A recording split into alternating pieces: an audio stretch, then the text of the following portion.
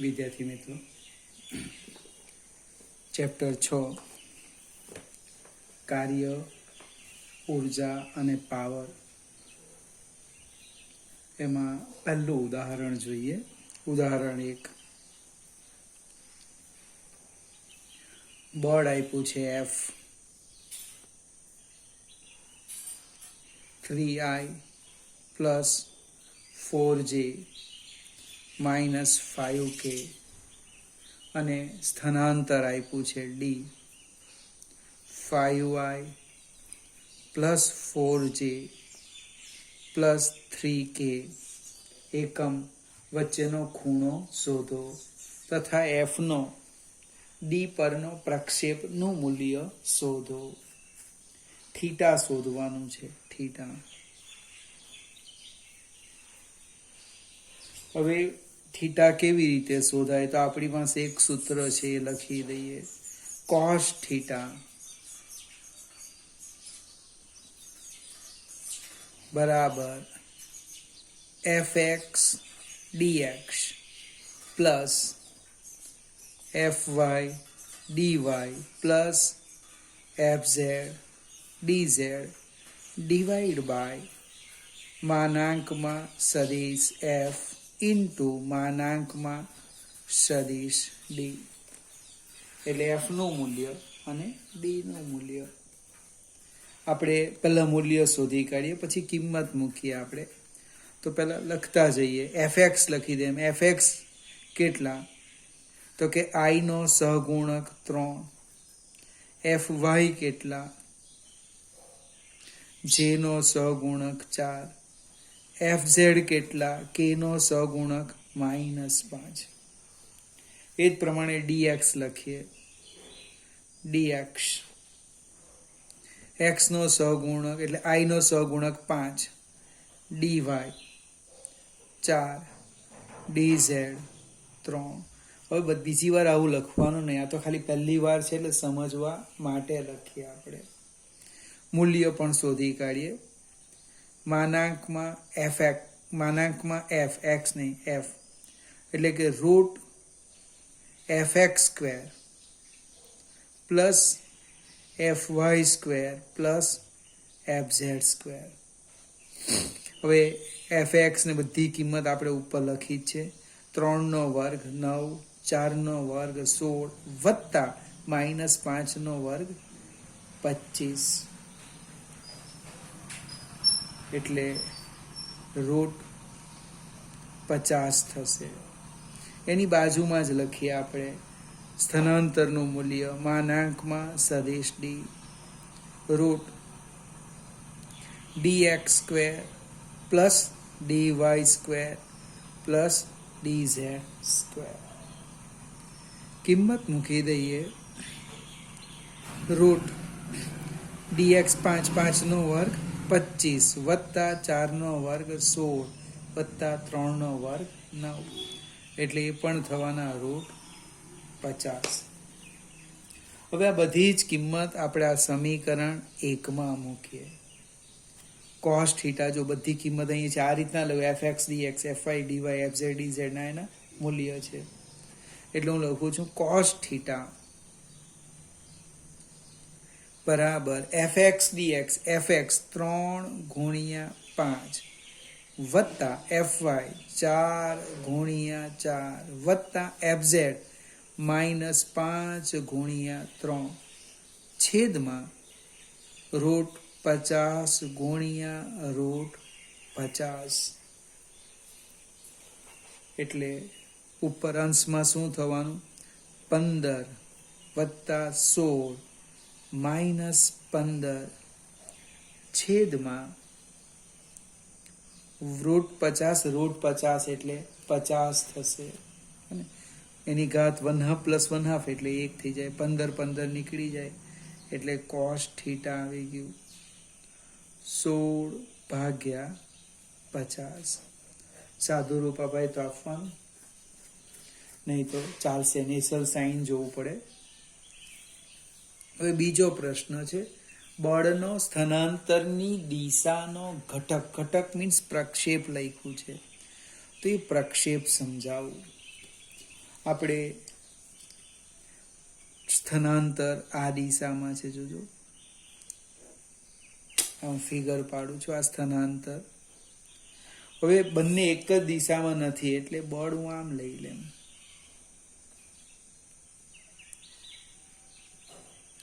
હવે જેનો ઘટક પાડવાના એને કર્ણ બનાવવાનું એટલે આમ થાય. આ એની પાસેની બાજુ કહેવાય. અને પાસેની બાજુ એટલે લખાય F cos theta. F cos theta શું છે? બળનો સ્થાનાંતર પરનો પ્રક્ષેપ, બળનો સ્થાનાંતરની દિશાનો ઘટક. જો લખ્યા આપણે અહીંયા સાઈડ લખું છું, બળનો સ્થાનાંતર ની દિશાનો ઘટક, અથવા બીજો પણ શબ્દ છે બળનો સ્થાનાંતર પરનો પ્રક્ષેપ. આપણે આ શબ્દથી થોડાક અપરિચિત છે, પ્રક્ષેપ પણ કહેવાય. એ કેટલો થવાનો? F cos theta. એફ એટલે મૂલ્ય, એટલે મૂલ્ય મારી પાસે છે √50. કોસ થીટા તો હમણાં જ લખ્યું 16/50. કોસ થીટા બરાબર 16/50. તમે સાદું રૂપ આપો, જે આવે આપણો જવાબ ન્યૂટન. ફરીથી ગણિતનો દાખલો છે. આ સૂત્ર યાદ રાખવાનું. આપણે ax bx લખલું, કોસ થીટા બરાબર fx dx plus fy dy plus fz dz અપન f નું મૂલ્ય ગુણ્યા d નું મૂલ્ય. I નો સહગુણક એ fx કહેવાય, dx ખ્યાલ ને? એ પ્રમાણે j અને y મૂલ્ય શોધી કાઢ્યું, કિંમત મૂકી. જેટલું સાદુરૂપ અપાય એટલું આપવાનું. 16/50 કરીએ તો 0 સમથિંગ થાય. પણ નેચરલ સાઇન આપણી પાસે નથી જોવાનું, એ શીખા પણ નથી એટલે અહીંયા અટકી ગયા. ઘટકની વાત કરી, બળનો સ્થાનાંતરની દિશાનો ઘટક એફ કોસ થીટા. આ જ પ્રશ્ન પરીક્ષામાં પૂછેલો છે. સ્થાનાંતરનો બળની દિશાનો ઘટક તો ડી કોસ થીટા આવે. પછી તમે ચોપડી લઈને બેસી જાઓ, આ જ જવાબ આવતો તો આ સાચું છે, મારું ખોટું આપ્યું એવું નહીં. એને સમજવાનું, કોનો ઘટક, કઈ દિશાનો ઘટક. ચાલો આગળ જઈએ. બીજો પણ ખૂબ મજાનો એક્ઝામ્પલ છે. હું રકમ વાંચું છું. 1 ગ્રામ દળનું એક ટીપું, અડધેથી શરૂઆતમાં એ વર્ણન આપેલું છે, એને હું છોડી દેમ છું. 1 ગ્રામ દળનું એક ટીપું 1 કિલોમીટર ઊંચાઈએથી પડે છે. તે જમીન પર 50 મીટર પર સેકન્ડની ઝડપથી સ્પર્શે છે. ગુરુત્વાકર્ષણ બળ વડે કેટલું કાર્ય થયું હશે? બીજો પ્રશ્ન છે, અજ્ઞાત અવરોધક બળ વડે કેટલું કાર્ય થયું હશે? હવે વરસાદનું ટીપું જ્યારે ઉપરથી નીચે આવે છે એટલે ગુરુત્વાકર્ષી બળ વડે એ નીચે આવે, પણ એને હવાના માધ્યમનો ગતિ અવરોધક બળ પણ લાગે, જેની આપણે લગભગ ચર્ચા નહીં કરીએ. કે ટીપું નીચે આવે એટલે વજન બળને કારણે, પણ જેવું એ ગતિ કરે એટલે એને હવાનો અવરોધ લાગે.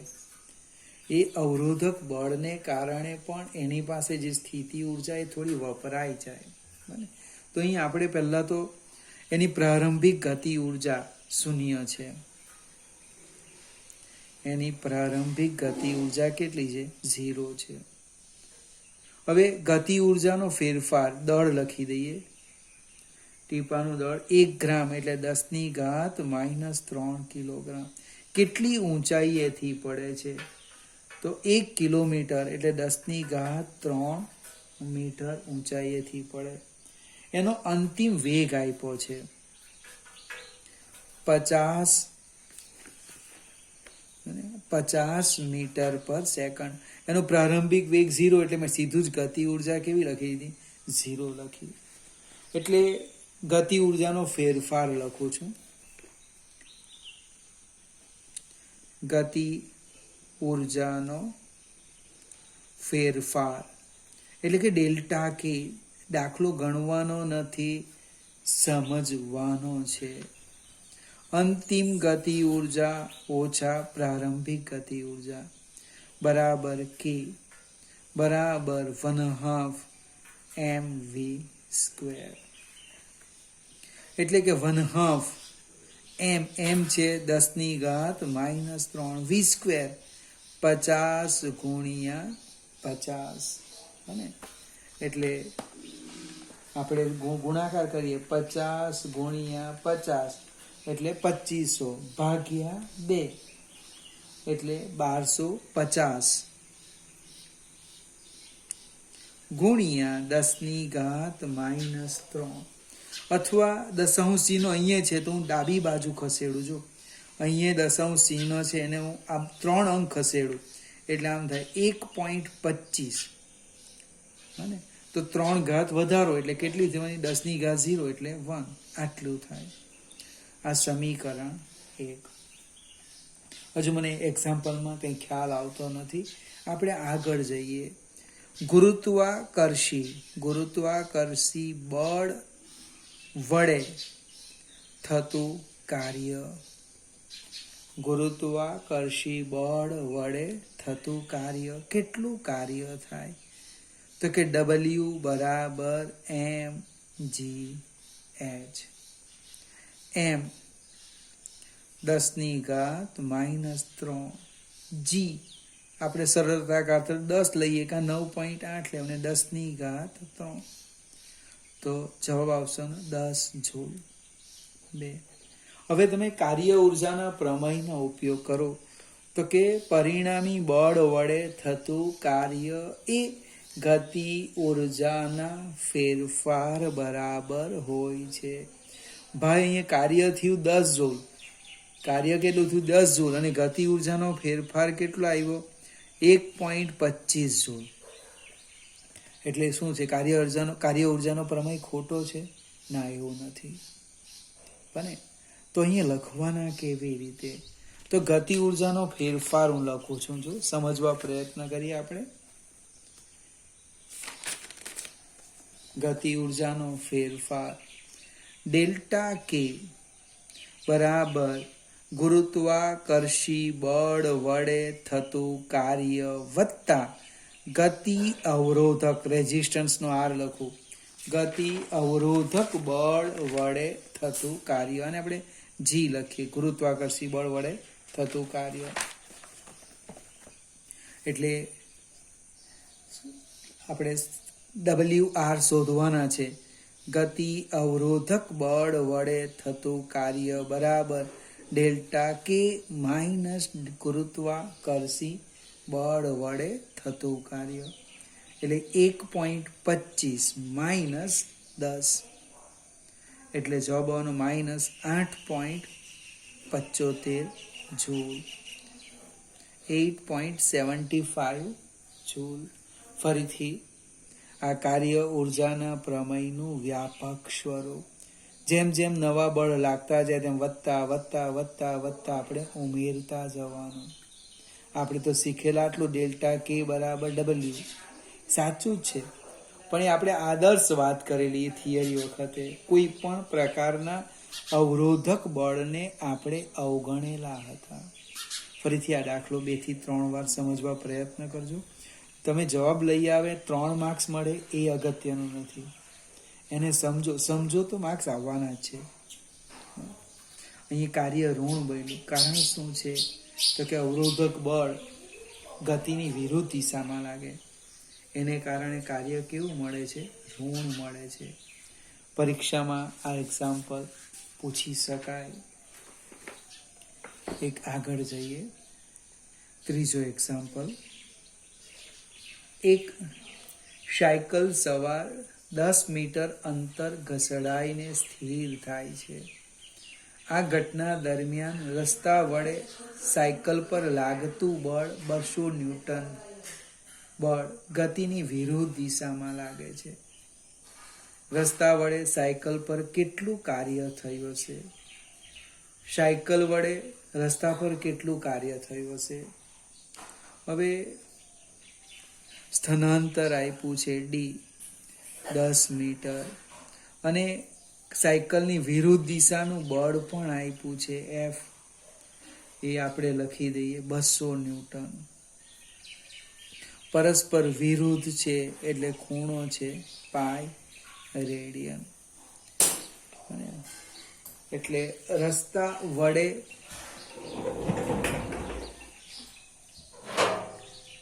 મને પ્રશ્ન કયો છે આપણો પાછો, રસ્તા વડે સાયકલ પર થતું કાર્ય. રસ્તા વડે સાયકલ પર થતું કાર્ય,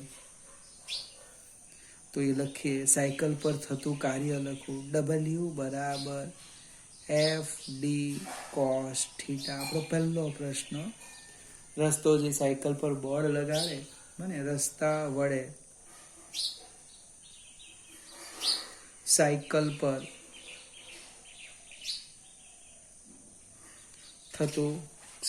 પર થતું કાર્ય લખી દીધું.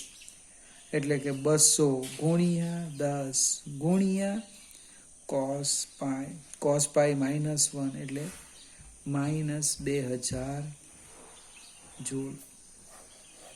હવે રસ્તો જેટલું સાયકલ પર બળ લગાડે તેટલું જ બળ સાયકલ રસ્તા પર બળ લગાડે. બને સાયકલ